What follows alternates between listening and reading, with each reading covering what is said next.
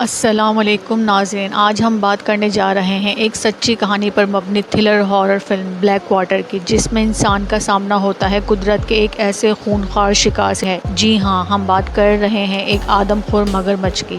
یہ film Australia کے جنگلات اور دلدلی پانیوں میں پیش آنے والے ایک خوفناک حادثے پر مبنی بنی ہے۔ تو چلیے شروع کرتے ہیں یہ سنسنی خیز اور خوفناک سفر۔ کہانی کا آغاز ہوتا ہے 3 کرداروں سے، گریس، اس کی بہن لی اور گریس کا شوہر ایڈم۔ یہ تینوں چھٹیاں منانے کے لیے آسٹریلیا کے شمالی علاقے میں آتے ہیں، جہاں قدرتی جنگلات، دریا اور مچھلیاں پکڑنے کی جگہیں موجود ہیں۔ یہ تینوں مچھلی پکڑنے کی ایک دلچسپ ٹرپ پر نکلتے ہیں۔ وہ ایک مقامی گائیڈ جیم کے ساتھ ایک چھوٹی سی کشتی میں دریا کے اندر جاتے ہیں۔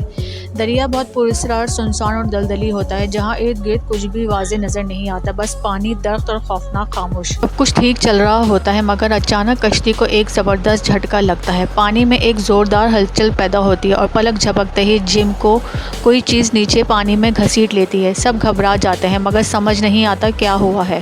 رفتہ رفتہ انہیں احساس ہوتا ہے کہ یہ حملہ کسی چھوٹے جانور کا نہیں بلکہ ایک بہت بڑے مگرمچھ کا ہے۔ جم کے غائب ہونے کے بعد کشتی الٹ جاتی ہے اور یہ تینوں کسی طرح تیر کر پاس کے ایک درخت پر چڑھ جاتے ہیں۔ اب یہ تینوں پھنس چکے ہیں، چاروں طرف پانی، نیچے مگرمچھ اور ان کے پاس نہ کھانا، نہ ہتھیار، نہ سگنل۔ اب کرس، لی اور ایڈم ایک بلند درخت پر بیٹھے ہوتے ہیں اور وقت کے ساتھ ان کا صبر، امید اور حوصلہ ٹوٹنے لگتا ہے۔ ایڈم کہتا ہے کہ ہمیں رسک لینا پڑے گا۔ وہ پانی میں جا کر کشتی کو سیدھا کرنے کی کوشش کرتا ہے تاکہ وہ نکل سکے، مگر جیسے ہی وہ پانی میں اترتا ہے، مگرمچھ دوبارہ ظاہر ہوتا ہے اور اس بار ایڈم اس کا شکار بن جاتا ہے۔ کرس اور لی یہ منظر دیکھ کے خوف کے مارے سطح میں آ جاتے ہیں اور وہ دونوں جانتی ہیں کہ کوئی بھی حرکت جان لیوا ہو سکتی ہے۔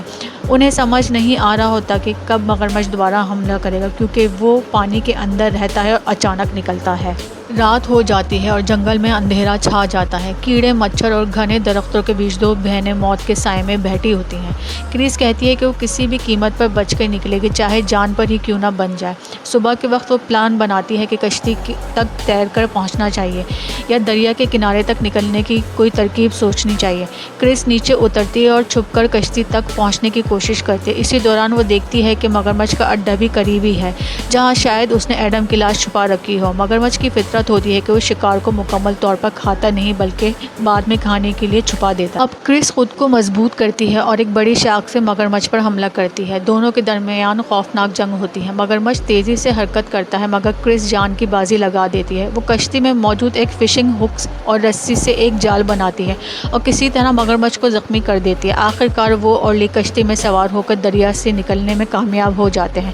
کئی گھنٹوں کی جدوجہد اور موت کے سائے میں گزرے لمحات کے بعد آخرکار وہ دونوں زندہ باہر نکل آتی ہیں۔ بلیک واٹر 2007 کی ایک ایسی فلم ہے جو ہمیں یہ سبق دیتی ہے کہ قدرت کی طاقت اور انسان کی بقا کی جنگ کتنی ہی خطرناک ہو سکتی ہے۔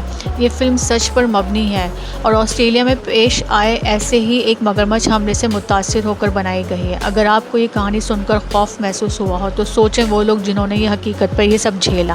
اگر آپ کو ویڈیو پسند آئی ہو تو لائک ضرور کریں، چینل کو سبسکرائب کریں، کامنٹس میں بتائیں اگر آپ خود ایسی صورتحال میں پھنس جائیں تو کیا کریں گے۔